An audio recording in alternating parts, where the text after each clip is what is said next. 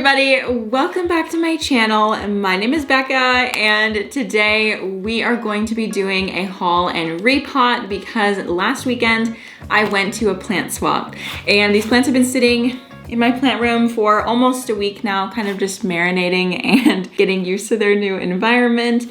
And I wanted to show you what I got. This plant swap was put on by the library, so it was a little bit different than any other one I've ever been to. It was one of those types of plant swaps where you bring a bunch of plants and then you just put them in the different categories that they set out. And then you grab a box and then just start grabbing plants. So some people have written in, like for example, to my podcast or like written in a comment on my Plant Swap 101 video, which if you've never been to a plant swap and you're preparing, I definitely suggest watching that video. I'll have it linked down below if you're interested. Plant Swaps 101, I talk about, you know, etiquette and all that kind of stuff, how to bring your plants. But I've had a few people comment that they went to a plant swap like this and really didn't like it. And I found it a little bit jarring because again, I've never been to one like this and I wasn't expecting it to be like that. And it is a little bit harder to bring home comparable plants to the plants that you bring in. So if that's really important to you, this style of plant swap is probably not gonna work. But if you're just bringing things that you don't really care what you come home with or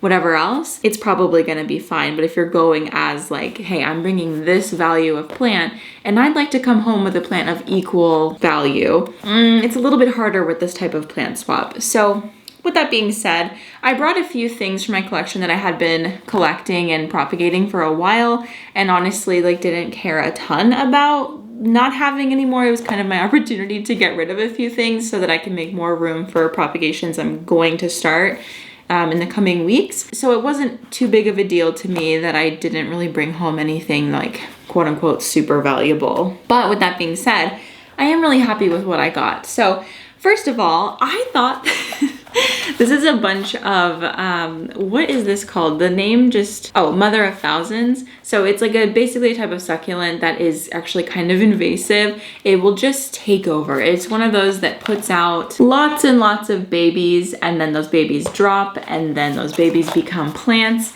And I just thought that this presentation was so cute and I'm probably gonna just like pot it up in a really shallow pot just like this and have it in the greenhouse or have it like outside on my patio or something. Like, I don't know. It's just like it was free, you know? I feel like at plant swaps, you're more likely to just be like, oh, sure, yeah, let's just take that. Why not? Someone brought this, which I thought was really nice. This is a pretty like decent size cutting. This is an inch plant and so they grow like crazy. Like they're kind of an invasive weed in themselves. So I was kind of excited to have this because I wanted to bring in more texture for the wall because I've just been noticing that the plant wall is very dark foliage focused and I want to bring in more pops of color like neons, variegation and stuff like that just to have a little bit more, I guess, depth. So this one is rooted, but I don't know about these roots that it arrived with, that I like got it with. I'll show you when I do the repotting section of that. So I'm kind of re-rooting it, but I'm just gonna stick it straight in soil because I'm sure that it'll be fine. And then I got a curly spider plant, which is pretty well rooted. And you guys know I love spider plants. I got a couple of spider plants. Like spider plants were probably the #1 plant at this plant swap, which is definitely to be expected. And so it's just been sitting in this water for a while. And then somebody brought basically one of these, like an offshoot from a spider plant, obviously, and it had like all these babies, so it kind of looked like this. So I cut them all off and I put them in water and a lot of them have rooted, if not all of them. And I'm probably just gonna pot them up, kind of rooted prematurely, just because I know that they'll be fine. And then after the plant swap, my friend and I decided to go to the antique mall. So this isn't exactly plant swap stuff, but it is some plants that I got on that same day and I'll just show you really quickly. But I got another lemon lime maranta and, or, you know, prayer plant. These, I just love them so much. I've had some in the past and they have not done well. I had them do well for a while and then things went downhill. So it's just one of those plants that I kind of have decided that I just will need to rebuy, and it doesn't bother me because they're super cheap. I think this was like, this one was $10. Usually they're a lot cheaper for this size, but I thought it was really pretty. And then I made kind of a silly decision and I got this Calathea.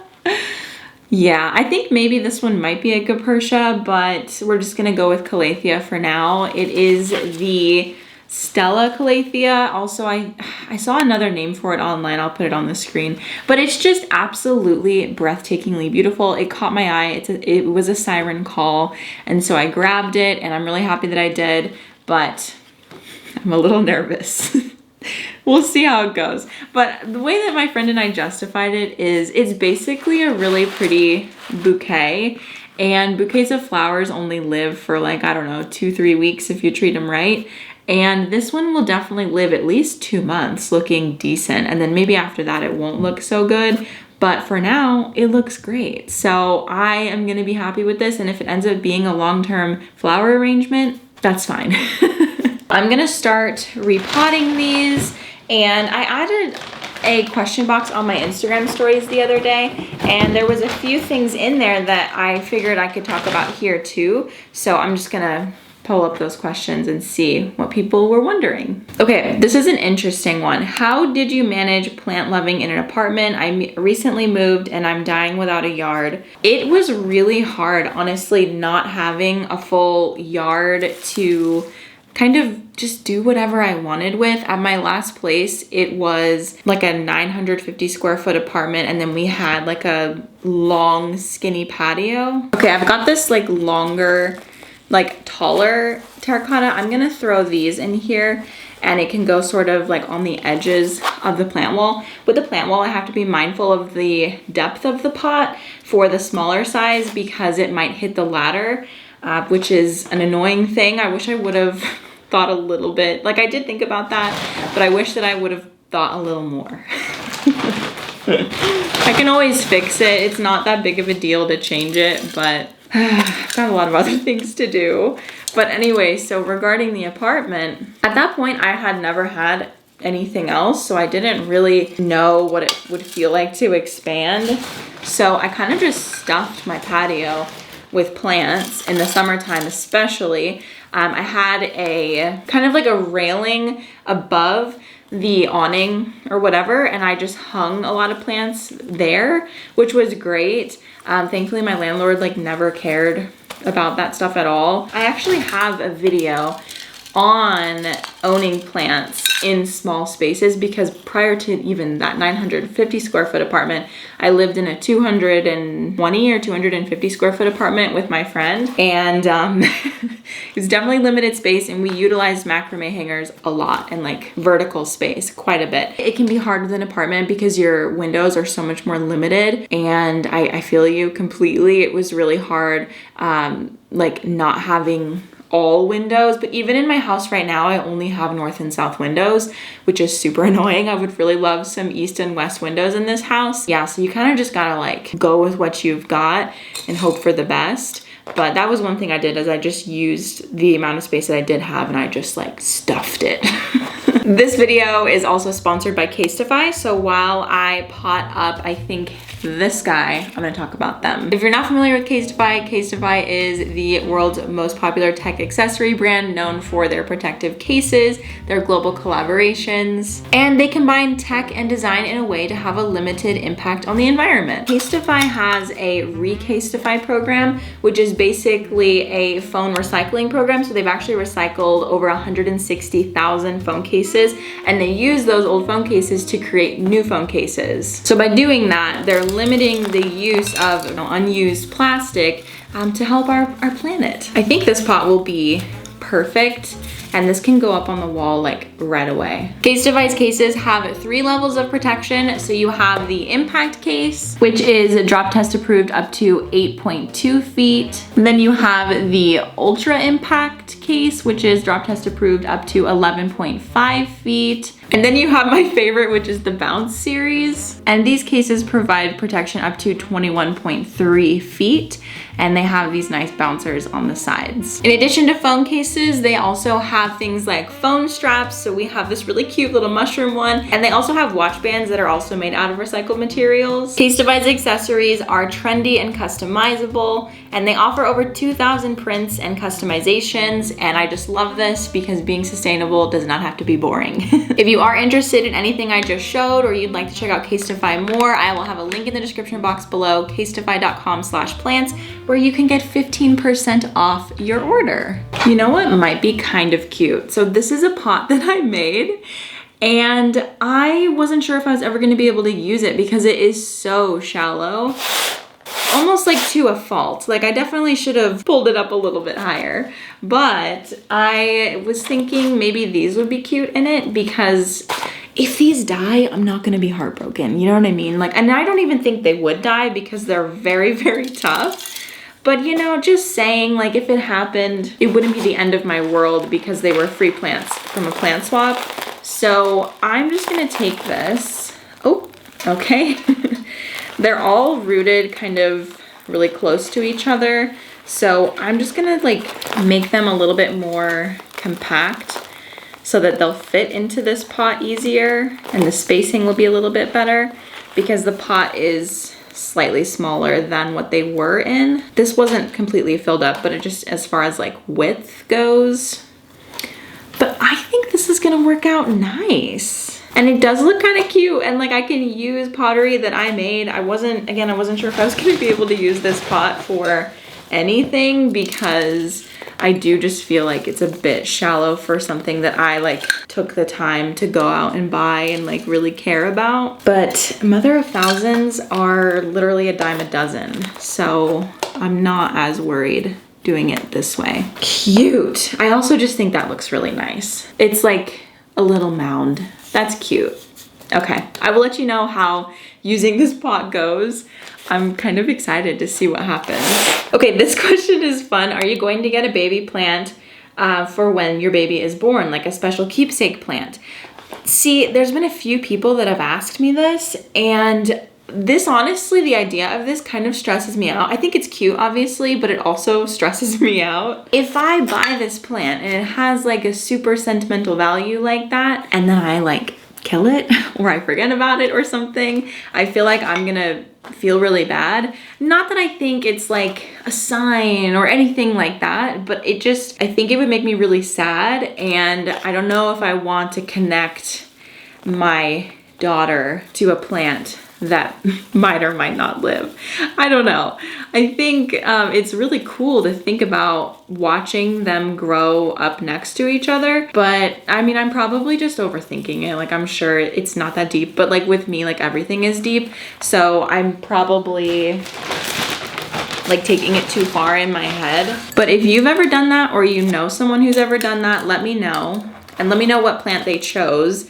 I feel like it would have to be a plant that could stay relatively small throughout its life. Like, I just thought maybe a Monstera deliciosa would be fun, but then again, like that plant gets huge and would kind of be a nightmare to keep, like have that sort of pressure to have to keep that plant. And I already have one. So I don't know. If you have any ideas, or you did this, or your parent did this, what did you choose? I think that this person said a jade plant, but I don't know if I really love jade enough to like want to keep that alive for the sentiment. So let me know what plants you would suggest, or if you've seen someone do this. Okay, and another question regarding the baby: will the baby be getting a planty name? No. I'm not sharing any information about the name. I know a lot of people do like hints and things like that, but I'm keeping that pretty well under wraps. I mean, my family knows, like, you know, people in my life who I know in person definitely know her name. I've known that this is gonna be my daughter's name for years and years and years. And it's honestly really good that Daniel likes it too, because if not, that would have been really awkward. But I've had this name picked out for a long time. So when she comes, I will probably share the name, but it's nothing related to plants. Exactly. Maybe like very, very, very plant adjacent if this ends up being her middle name. It's like, I'm not naming her like Lilac or do people name their children Lilac? I don't know. It's nothing like that. Okay, this next question is your favorite non-planty activity lately. Oh my gosh, you guys know I've got like a million hobbies and I'm constantly cycling through them. right now I'm crocheting a baby cardigan and I'm actually quite enjoying it. I've never really, like, besides the crochet string of pearls that I did with my patrons, I have never followed a crochet pattern before. I really just kind of start and then I never finish my crochet projects, like, ever. How cute are both of these tiny little arrangements? I put 3 babies in each and I'm anticipating that they're gonna get really big because there's 3 plants in it. What was the point I was trying to make? What was the question? Oh yeah, so I'm doing a little bit of crochet right now and I'm really enjoying that. And then I got some stuff today at my local, like, quilting store to make her baby quilt, and I'm super excited about that. Like, yeah, when I was in there, I got so distracted looking at all the fabric and I completely changed my plan. So I was gonna follow a pattern, like, very specifically, because I've also never followed a quilt pattern. I've always just kind of done, like, square quilts. So this one is gonna be a little bit more intricate in that it's gonna be a star quilt, so you kind of have to put a little bit more thought into it. This is nice to have this little water basin here where I can dip my hands and clean them. That was really nice. I feel like I should do that all the time. I really would love for this to not be in terracotta because it is going on the wall, because again, we're going for texture, and I would love it to be in, like, this size pot, but I don't love the idea of putting it in terracotta because it's gonna dry out really fast. And last time I had one of these, I repotted it into terracotta out of a glazed pot and it was really unhappy with me. But I don't think that I have a glazed pot that could go on the wall. Like, this one doesn't have a lip. I mean, this one, I think this is gonna be way too small for it. I don't think this would go on the wall though, but it does have, like, ridges. Let me see if it would adhere. Oh no, that is way too slippery. And I also just realized that I forgot to show this plant in the haul. It was sitting on my ladder up here, but I also got this, and I feel like this was one of the best scores of the day because it's pretty well developed and it's gonna look super good up there. But does it have spider mites? Does it? No, it doesn't. Okay, we're good. We're gonna make the silly decision of putting this Marantisier in terracotta. Has anyone ever lined a terracotta pot with plastic? Because I feel like if I put a little plastic bag in there and then I poked the hole through, that might help. That would definitely trap moisture for a little bit longer. Let me know if anyone has ever done that.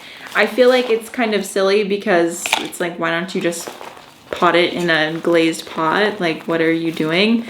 But then again, is that smart? I don't know.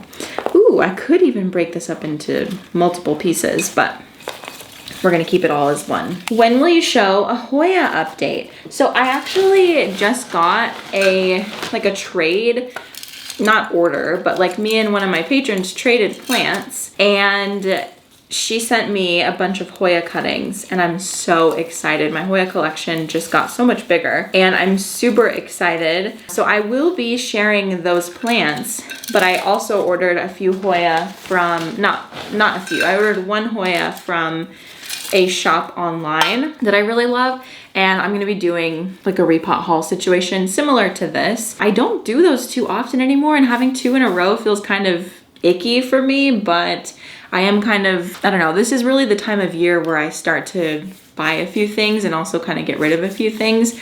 So I have to remind myself, like, I don't do this all the time. And I probably will be doing some downsizing before the baby comes. I had a few people ask me, like, do you plan on getting rid of any? And I think as it's coming closer to her being here, it'll become more clear to me which plants I don't need to keep around. But until then, I'm just kind of business as usual, seeing kind of what happens. This Calathea is definitely getting a glazed pot, and I think this is gonna be the one. I haven't been able to use this pot yet, but I feel like it would be really pretty with all of the white in this plant. So we're gonna do that. And I am gonna pot this in De La Tanks, but it looks like there's a lot of like cocoa. Yeah, this mix is like entirely cocoa. So that's good. That's good for moisture retention. I'm not gonna disrupt that at all. I'm just gonna sort of, oh, one of these plants had fungus gnats. I hope I didn't just introduce a lot of things into my house. I haven't had fungus gnats in so long, and since I just said that, I'm now gonna get them. Tell us how you prepare your plants for vacation, or who is your trusted person for them. Okay, so this might be a bit of a surprise, but I really try not to have a plant sitter. I do have a local friend who I've had come check on things before, and she's great. She also has plants, so she kind of knows, well, not kind of, she does know how to take care of them, so I trust her with my plants. Okay, hold on.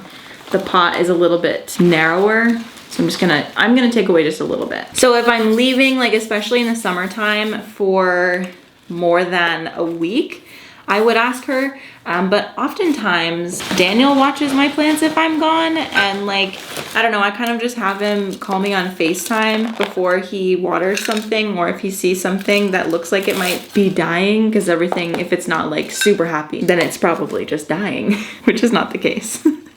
But to the untrained eye, I guess. Anyway, so what I've done in the past is, before I left, obviously I water everything if I can before I leave. Like if it was time for that plant to be watered, I make sure everything is nice and satiated. I don't know, everything gets water.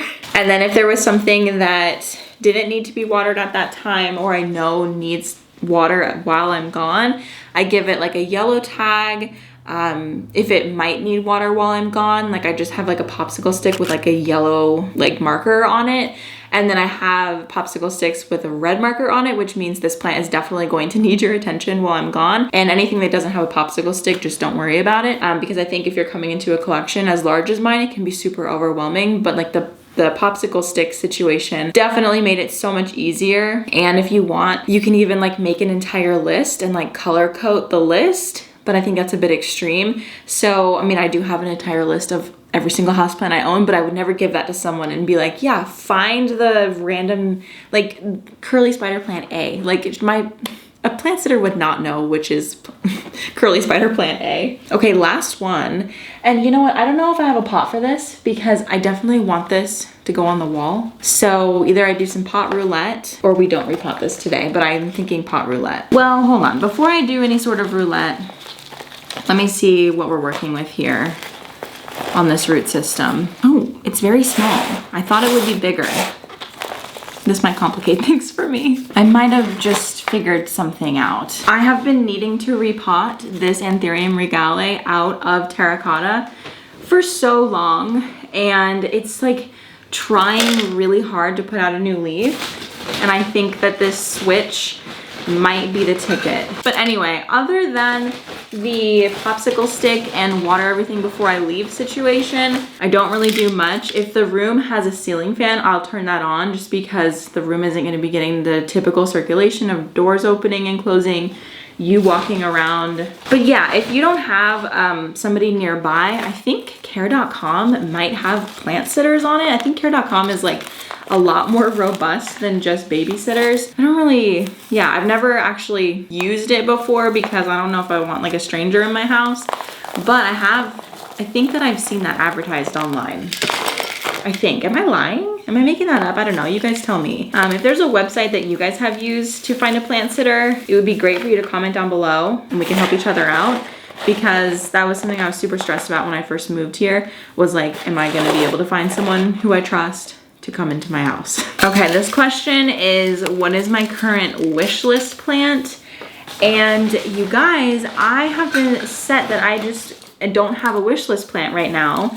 But then I saw the Monstera Burley Marks Flame, and I have just been such a sucker for like unique leaves. Okay, I'm seeing fungus gnats flying around, and I did not have fungus gnats before. I think it was this one right here. Oh no.